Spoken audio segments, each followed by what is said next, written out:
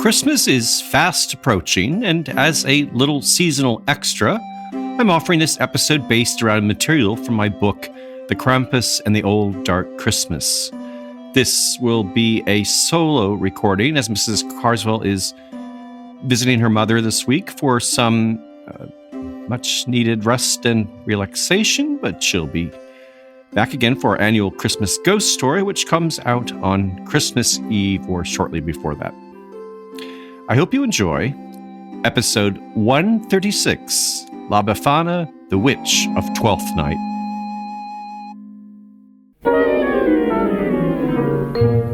Che t'ha portato la Befana, la vecchia amica dei piccin? Che t'ha portato la Befana, scesa stanotte nel cammin, mentre due bravi zampognari tanto cari sospiravano laggiù. Che t'ha portato la Befana, What Did Befana Bring You, is the title of this 1955 song by the group Quattro Cetra. Biscottini, tre torroni e forse più. You've probably heard of Befana as the Italian Christmas witch, which is sort of correct if you're referring to Christmastide, the entire 12 days, as it is on the last of these, January 5th, Epiphany Eve, when Befana comes down the chimney to leave Italian children sweets and small gifts, often in Befana stockings, just like Santa Claus. Unless you've been bad, of course, then, as the song says, you get solo carbone nero nero, only black, black coal. Solo carbone nero nero, son sincero, sul carbone nulla più. One reason I started doing this show and enjoy putting it together is the ability to go beyond what can be done on the written page. So you'll be hearing lots of audio samples, sounds from actual celebrations, as well as songs related to Befana.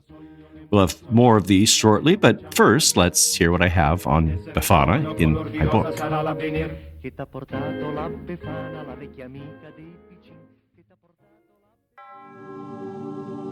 The fear of witchcraft that exploded in the Alps of the 15th and 16th century has left vestiges in folk rituals and traditions involving fires and witches, many of which take place around Carnival, and particularly on Epiphany, the day dedicated to Frau Persta. During Epiphany week in the South Tyrolean Trentino town of Cavallese, the witch trials of Val di Fiemme are commemorated with a reenactment. Accompanied by drums and torches, the accused are marched to a park outside the palace, seated around an ancient stone table, and dialogue from court transcripts is read.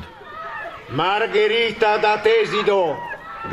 After the inescapable verdict, 4 effigies are staked and set ablaze.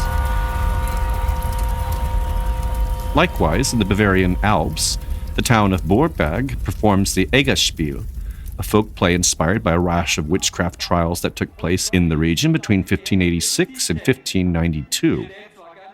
The masked performance portrays scenes of a farming couple and their livestock, portrayed by animal masked locals who are tormented by a witch who is eventually chased through the town, captured, tried, and burned in effigy. The play takes place every 3 years during Carnival. Throughout northern areas of Italy, bordering or within the Alps, the burning of a witch effigy traditionally takes place on Epiphany, or on the last Thursday of January in Lombardy, Thursday being the day favored for witches' Sabbaths. In the Veneto and Friuli regions bordering Austria, the burning of the effigy is called Panevin, while in Piedmont and Lombardy the puppet burn, and by extension the tradition itself, is known as the Giobiana. The custom is particularly elaborate in the Lombard town of Canso, with a theatrical mass procession to the bonfire accompanied by drum and bagpipe. Dispatching the witch is said to drive out winter and ensures annual protection from the baleful influence of witchcraft. The direction and motion of the flames and smoke are carefully observed for omens regarding the weather and harvests of the coming year. Sometimes, prognostications of this type are also offered by a costumed witch presiding over the proceedings.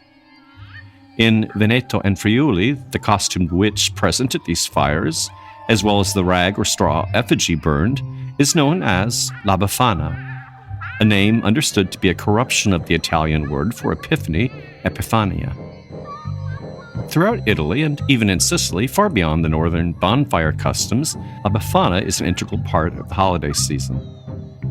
Now conceived as a mostly benevolent grandmotherly character and often represented by small broom-riding dolls displayed in windows or on chimneys, La Befana is said on Twelfth Night to stuff stockings of good children with small gifts of fruit and candy, while leaving coal made of sugar for the less well-behaved. The custom of burning her in effigy, however, suggests that La Befana was, in former centuries, a more fearsome character. While noting her benevolence to good children, Jacob Grimm in 1835 refers to La Befana as a misshapen fairy, whom he characterizes as black and ugly. Quite understandably, he regards this Epiphany witch as the Italian counterpart of Frau Pesta. According to folk songs and stories, Befana comes like Holda or Pesta from the mountains and is occasionally said to reside in a cave. While a pagan origin is presumed for La Befana, various legends have arisen to place her in a Christian context. Usually she figures into a story of the three magi en route to find the newborn Messiah. In one version, she provides the magi overnight lodgings and is asked to join them on their travels to Bethlehem, and refuses. In another, they find her too busy with chores to provide hospitality and depart. In both cases, she later regrets her decision and sets out in search of the infant Jesus, an act she's fated to endlessly repeat each 12th night. In another, darker version, she has recently lost her newborn child and is delusional with grief. Encountering Christ in the stable, she mistakes him as her own and presents him with gifts. Pleased by her charity, the baby Jesus blesses her, declaring her the spiritual mother of every child in Italy. Though La Befana is traditionally said to cloak herself in invisibility or administers a sharp blow with her broomstick to children she catches spying on her, people costumed as the witch, both men and women, nonetheless make appearances throughout Italy at public holiday events or as gift givers in homes. In Rome, La Befana's tradition is particularly associated with the Piazza Navona, which for centuries has been the site of an annual holiday fair and market specializing in La Befana dolls, puppets, and figurines, as well as toys, sweets, and sugar coal of the type she distributes. I'm going to step out of the text from the book here for a bit of correction and some additional comments. I'd written something about Romans gathering on the piazza with noisemakers to welcome Befana at midnight, but in fact, that practice has been abandoned. The contemporary custom involves a daylight appearance of Befana, during which the witch flies over the crowd, tossing candy to children. Or rather, an actor dangling from a crane does so. Another version of Befana, formerly encountered on the Piazza Navona, which you'll find in 19th century illustrations, including one in my book and our show notes, represents Befana as a rather ominous hooded figure seated in a booth displaying prizes like you'd find in a carnival midway game. She's portrayed with a long rod with which she points out the reward of participants who present themselves. So presumably among the toys or sweets there would also be sacks of candy coal, or perhaps real coal. So she's kind of like a human Wheel of Fortune, reminding us in a way of the prognostications of the witches at the northern bonfires. The flight of Befana, often using rescue cranes supplied by the local fire department, is enacted in numerous Italian cities. In others, the witch flies on a cable strung between buildings, imitating the famous Flight of the Angel, which has long been an event of the Venice Carnival. But in Venice, of course, she arrives by boat in their annual Regatta della Befana.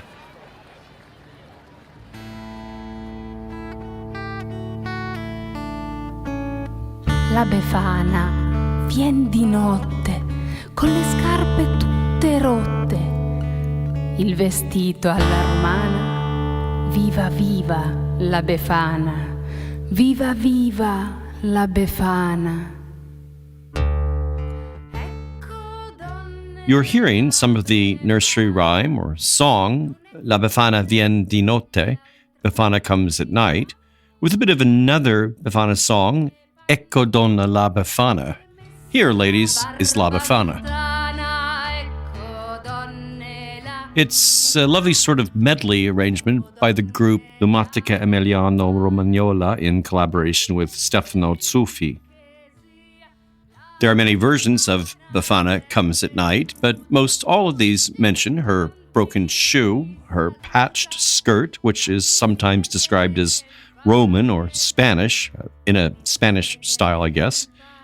A list of sweets or toys is also usually included, often said to be carried in her old wicker laundry basket. The Tuscan town of Barga, in the foothills of the Apuane Alps, bills itself as the city of Befana, and its particularly well-preserved traditions offer another hint at La Befana's origins.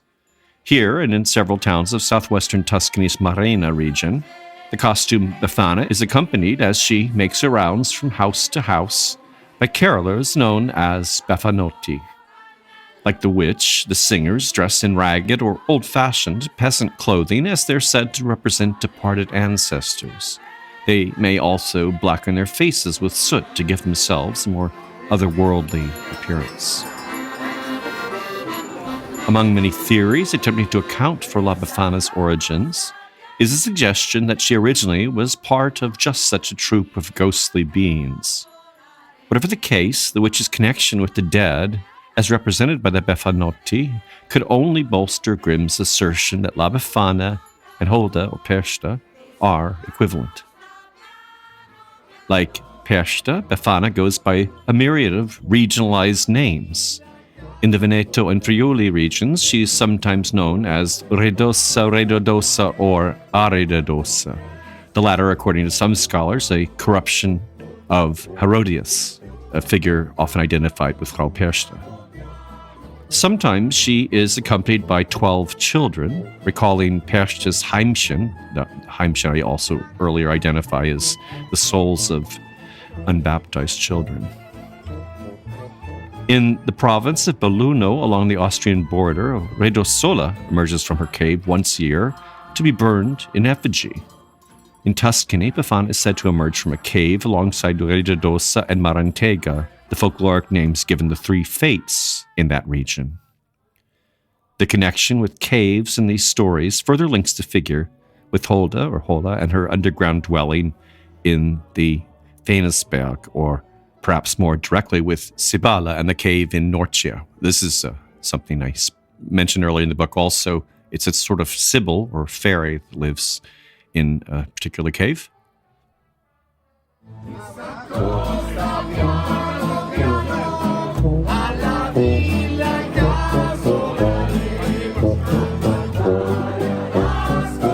That's a recording of the perambulating Befanotti in Barga, whom I mentioned, but that's only one of the many places in northern and central Italy where carolers take to the streets on Epiphany Eve, usually with one of their group dressed as Befana. Occasionally, a male Befano accompanies the old woman, and these singers are more likely to be adults than children.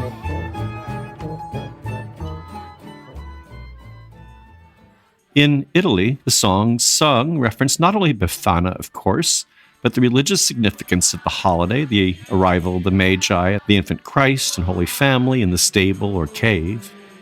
And as these door-to-door performances are rewarded with food and drink, there may also be lyrics buttering up the hosts, wishing them good luck, or making specific requests for rewards.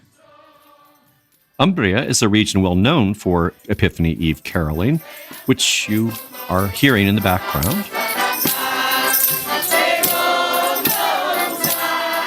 In small and rural towns where the custom is best preserved, the songs are called pasquarelle, or some version of that, derived oddly from the word for Easter, Pasqua.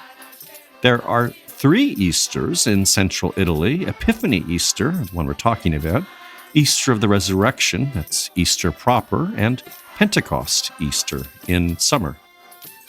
Carolers are usually seen dressed in traditional shepherd's cloaks and may be accompanied by costumed magi or members of the Holy Family, tambourines, triangles, and some sort of custom noisemaker that combines several hinged mallets with little jingly bits, which you can hear in this clip.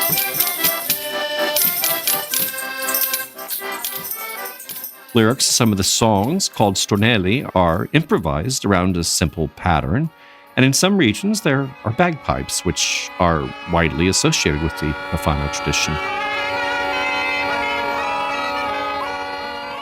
A last bit of music from Tuscany, where we encountered the Befanotti, and the type of carol sung is often called a Befanata. We have an example of a traditional begging song, also with bagpipe. And our audio clip is performed by a neo-folk, sometimes doom metal band from Turin, Ponte del Diavolo, the Devil's Bridge.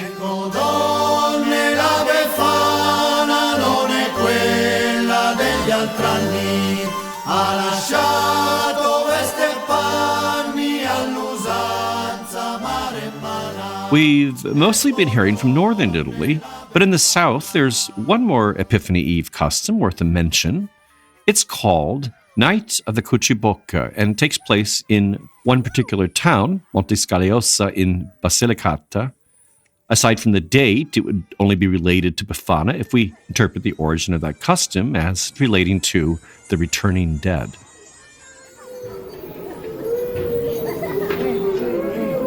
The weird sounds you're hearing are those made by the Cucibocca, a bizarre creature impersonated by boys and young men dressed in dark, old-fashioned coats, wide-brimmed straw hats, and wearing hemp whiskers that fall over the face and descend as a long beard.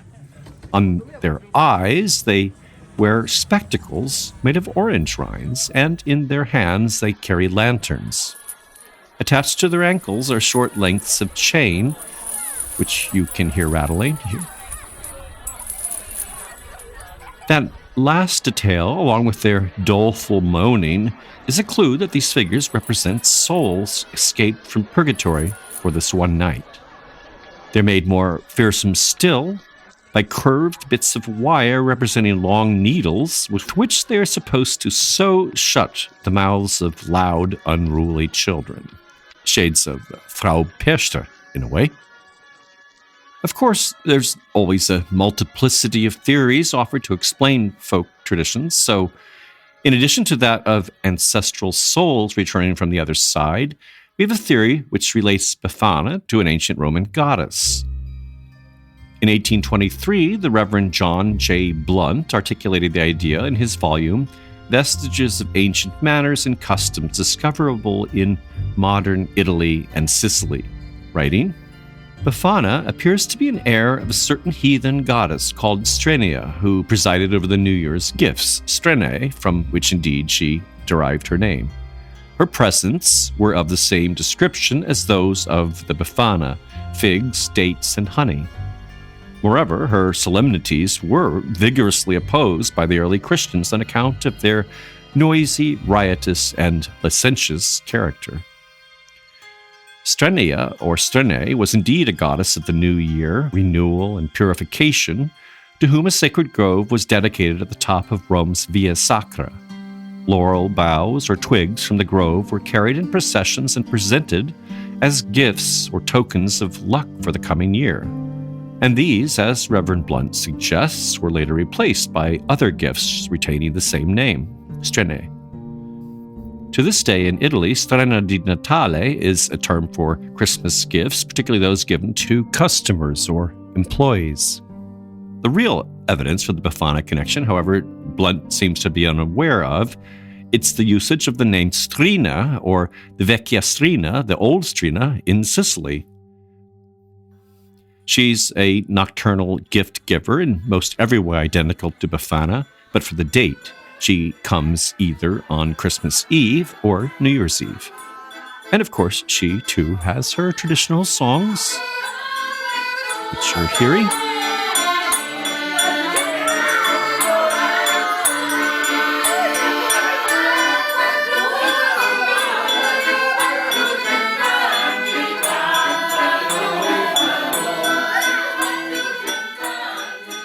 Rather than depositing her gifts in stockings hung on the hearth, she hides them around the house or places them in children's shoes. She wears a dark cloak, making her invisible by night, or a ghostly white veil in other towns. And she can reduce herself to the size and form of a bird or ant to slip into homes. In the old days, she was represented as an effigy carried through the streets by begging children, but now is more likely a costumed figure. And in some towns, in Cefalo, for instance, she's greeted with rattling bells and noisemakers.